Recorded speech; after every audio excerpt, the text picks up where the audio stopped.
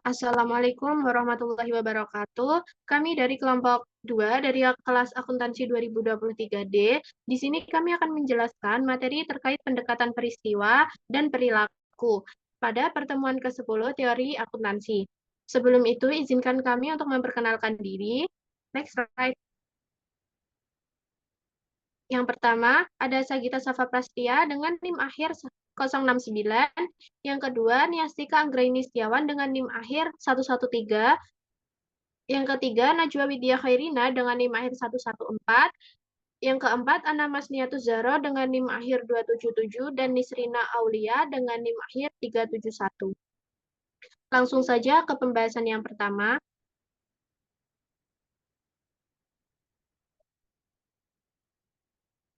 Eh, jadi, materi pertama yaitu hakikat pendekatan peristiwa,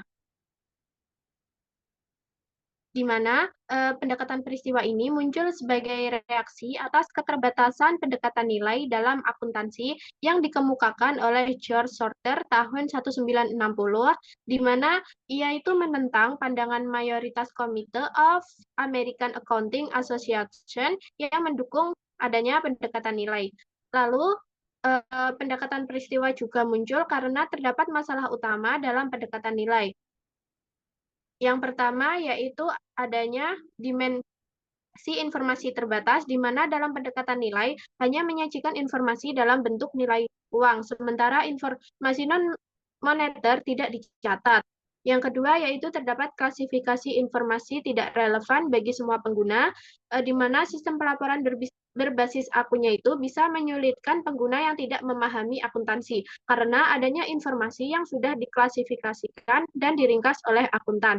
Yang ketiga yaitu agregasi terlalu tinggi, di mana informasi yang sudah dijumlah dan diringkas tidak bisa memenuhi kebutuhan semua pengguna, terutama yang membutuhkan data mentah atau data dengan format tertentu.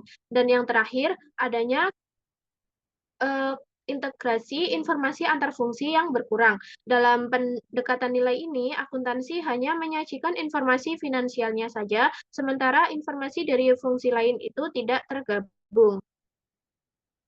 Oleh karena itu, pendekatan peristiwa ini harus tidak harus langsung disajikan secara angka, namun harus merekap dan menyajikan peristiwa ekonomi secara objektif dan lengkap. Selain itu juga, pendekatan ini mendukung adanya fleksibilitas, relevansi, dan keterbukaan informasi untuk berbagai pengguna. Next slide.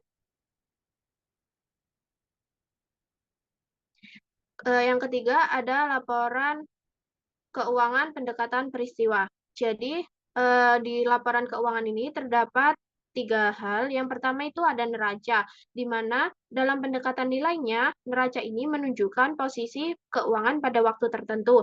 Sedangkan dalam pendekatan peristiwanya, neraca merupakan representasi dari seluruh peristiwa ekonomi sejak perusahaan berdiri, dan juga neraca ini bisa ditelusuri kembali. Yang kedua yaitu ada laporan laba rugi, di mana dalam pendekatan nilainya, laporan laba rugi ini merupakan indikator kinerja selama satu periode. Sedangkan dalam pendekatan peristiwanya, laporan laba rugi ini menyampaikan peristiwa operasional yang terjadi sebagai dasar untuk memprediksi peristiwa serupa di masa depan. Yang ketiga yaitu ada laporan arus kas, di mana dalam pendekatan nilainya, laporan arus kas menampilkan perubahan kas saja, sementara dalam pendekatan peristiwanya menunjukkan peristiwa investasi dan keuangan yang relevan, bukan hanya output berupa kas. Next slide. Yang ketiga ada teori peristiwa normatif, di mana dalam teori ini, tujuan utamanya yaitu menyediakan informasi tentang peristiwa penting yang mempengaruhi suatu organisasi, agar berbagai pihak itu dapat lebih akurat memprediksi masa depan organisasi.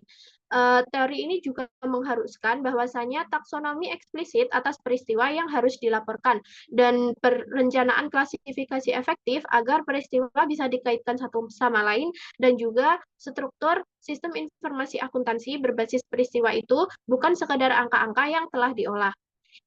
Yang terakhir ada sistem informasi akuntansi berbasis peristiwa, di mana dalam materi ini terdapat beberapa model. Yang pertama itu model hierarkis, menggunakan data database besar berisi semua peristiwa dan penggunanya itu menentukan sendiri struktur agregasi dan cara manipulasi data. Yang kedua, ada model jaringan, di mana dalam model ini harus didasarkan pada konsep akuntansi multidimensional dan meminimalkan data yang harus diakses untuk menjawab pertanyaan secara spesifik. Yang ketiga, ada model jaringan, di mana didasarkan pada teori matematika relasi dan akan disimpan dalam relasi yang bisa dikombinasi sesuai pertanyaan pengguna. Yang keempat, ada model REA atau Resource, Event, dan Agents, di mana dalam hal ini akan memodelkan dunia akuntansi sebagai interaksi antar sumber daya ekonomi, peristiwa ekonomi, dan agen pelaku ekonomi. Yang terakhir yaitu model hubungan entitas, di mana data akan dimodelkan sebagai entitas atau sumber daya, agen, dan peristiwa, dan juga dengan hubungan antar entitas. Next slide. Selanjutnya akan dijelaskan oleh rekan saya. Baik, selanjutnya yaitu ada pendekatan perilaku. Pendekatan ini tidak hanya melihat akuntansi sebagai sistem teknis, melainkan juga sebagai alat komunikasi yang dapat mempengaruhi dan dipengaruhi oleh perilaku manusia dalam organisasi. Oleh karena itu, pendekatan ini lebih berorientasi pada dampak psikologis dan sosial dari informasi akuntansi. Selanjutnya ada fokus utama dari pendekatan perilaku. Yang pertama ada respon pengguna terhadap informasi akuntansi. Bagaimana manajer, investor, atau pemakai laporan keuangan lainnya membuat keputusan berdasarkan informasi akuntansi. Yang kedua, pengaruh sistem akuntansi terhadap motivasi dan perilaku. Misalnya, sistem pelaporan kinerja bisa mendorong manajer untuk mencapai target tertentu atau justru memunculkan manipulasi. Yang ketiga, ada komunikasi dan persepsi. Akuntansi dilihat sebagai media komunikasi, bagaimana penyampaian informasi mempengaruhi pemahaman dan keputusan pengguna. Selanjutnya ada contoh pendekatan perilaku. Yang pertama, ketika sebuah perusahaan menerapkan sistem pengukuran kinerja berbasis laba, manajer cenderung berfokus pada pencapaian target laba. Bahkan kadang menggunakan strategi akuntansi tertentu agar target terlihat tercapai. Yang kedua, informasi akuntansi juga dapat mempengaruhi hubungan antar divisi. Misalnya, jika insentif karyawan bergantung pada angka akuntansi. Jadi, pendekatan perilaku ini sangat penting dalam merancang sistem pelaporan keuangan karena laporan keuangan bukan hanya sekedar angka, tetapi juga membawa implikasi terhadap tindakan, sikap, dan keputusan para pihak yang terlibat. Oleh karena itu, rekayasa pelaporan keuangan harus mempertimbangkan aspek perilaku ini agar sistem yang dibangun tidak hanya akurat secara teknis, tetapi juga efektif secara sosial dan psikologis. Baik, selanjutnya akan dijelaskan oleh rekan saya. Next slide. Baik, selanjutnya ada pemrosesan informasi manusia. Jadi model pemrosesan informasi ini terdiri dari 3 komponen, yaitu input, proses, dan output. Yang pertama, input itu mencakup informasi yang diterima pengguna, lalu proses adalah cara informasi diolah melalui pertimbangan dan aturan keputusan, lalu yang terakhir yaitu output adalah hasil akhirnya berupa keputusan yang diambil.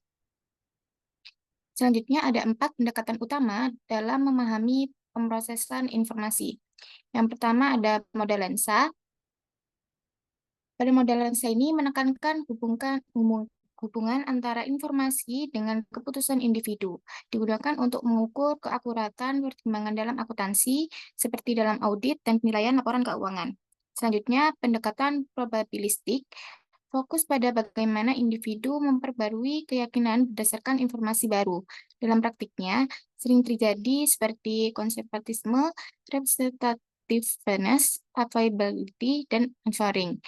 Yang ketiga ada perilaku prakeputusan, yaitu mempelajari cara individu membentuk hipotesis dan mencari informasi sebelum membuat keputusan. Pendekatan ini menyoroti keterbatasan kognitif dan pentingnya sistem informasi yang mendukung. Yang keempat ada gaya kognitif, yaitu menjelaskan perbedaan individu dalam memproses informasi seperti otoritarianisme, dogmatisme, kompleksitas kognitif, kompleksitas integratif, dan ketergantungan pada konteks. Selanjutnya akan dijelaskan oleh rekan saya. Baik, selanjutnya masih dalam pemrosesan informasi manusia. Jadi yang pertama itu ada relativisme kognitif dalam akuntansi. Jadi relativisme kognitif ini menekankan bahwa pengetahuan dan juga pengambilan keputusan dalam akuntansi itu dipengaruhi oleh pengalaman individu. Ada dua jenis pengetahuan utama. Jadi yang pertama itu pengetahuan deklaratif yang diorganisasi berdasarkan kategori spasial atau temporal dan juga pengetahuan prosedural yang berbentuk pasangan kondisi tindakan dalam sistem hierarkis. Kemudian relativisme kognitif dalam akuntansi ini juga dalam individu itu mengembangkan skemata dari pengalaman, yaitu pola pikir yang digunakan untuk mengenali situasi dan juga membuat keputusan. Pakar itu memiliki struktur pengetahuan yang lebih kompleks dibandingkan dengan orang awam karena memiliki pengalaman yang lebih banyak. Kemudian ada relativisme kultural dalam akuntansi. Jadi relativisme kultural ini melihat bahwa budaya itu mempengaruhi nilai, kemudian juga norma dan juga proses pertimbangan dalam akuntansi. Budaya itu membentuk arena kultural yang berbeda sehingga menghasilkan respons dan juga preferensi yang juga berbeda. Nah, jadi penelitian lintas budaya itu juga diperlukan untuk memahami pengaruh dari relativisme kultural dan juga dalam akuntansi ini dan dilakukan dengan 5 pendekatan utama. Jadi yang pertama itu ada studi-studi parokial. Jadi studi-studi parokial ini merupakan pendekatan yang terdiri atas studi-studi di Amerika Serikat yang dilakukan oleh orang-orang Amerika. Kemudian yang kedua ada studi-studi etnosentris. Jadi studi-studi etnosentris ini terdiri atas studi-studi yang mencoba untuk membuat replika penelitian akuntansi Amerika di negara-negara asing. Kemudian yang ketiga ada studi-studi polisentris. Jadi studi ini tuh terdiri atas studi-studi yang menggambarkan fenomena akuntansi di negara-negara asing. Kemudian yang keempat ada studi-studi akuntansi komparatif, yaitu berfokus pada pengidentifikasian kesamaan-kesamaan dalam fenomena akuntansi dari kebudayaan-kebudayaan di seluruh dunia. Dan yang terakhir itu ada studi-studi sinergistik kultural, itu berfokus pada penciptaan keuniversalan dalam akuntansi dan juga tetap menjaga suatu tingkat spesifikasian kultural yang memadai. Next slide. Selanjutnya akan dijelaskan oleh rekan saya. Baik, untuk pembahasan berikutnya ada evaluasi atas pendekatan perilaku, di mana sebagian besar penelitian akuntansi keperilakuan berupaya menggeneralisasi perilaku manusia terkait informasi akuntansi dengan tujuan untuk mengembangkan dan menguji hipotesis perilaku yang mendukung teori akuntansi, seperti kecukupan pengungkapan, penggunaan data laporan keuangan, sikap mengenai praktik pelaporan perusahaan, pertimbangan materialitas, komponen suatu model pemrosesan informasi yang berupa input, proses, dan output, serta dampak prosedur akuntansi terhadap keputusan. Namun sasaran ini belum tercapai karena banyak studi eksperimental dan survei mengalami kelemahan secara teoretis dan metodologis. Penggunaan subjek pengganti atau wakil dalam penelitian juga belum menghasilkan temuan yang meyakinkan. Selain itu, pendekatan eksperimen sebagai kontrak sosial menunjukkan adanya hubungan antara peneliti dan subjek yang dapat mempengaruhi validitas hasil penelitian. Bisa di next slide.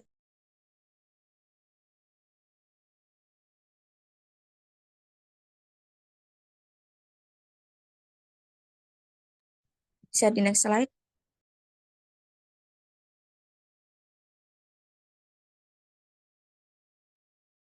Sekian presentasi dari kelompok kami. Mohon maaf jika terdapat kesalahan kata. Wassalamualaikum warahmatullahi wabarakatuh.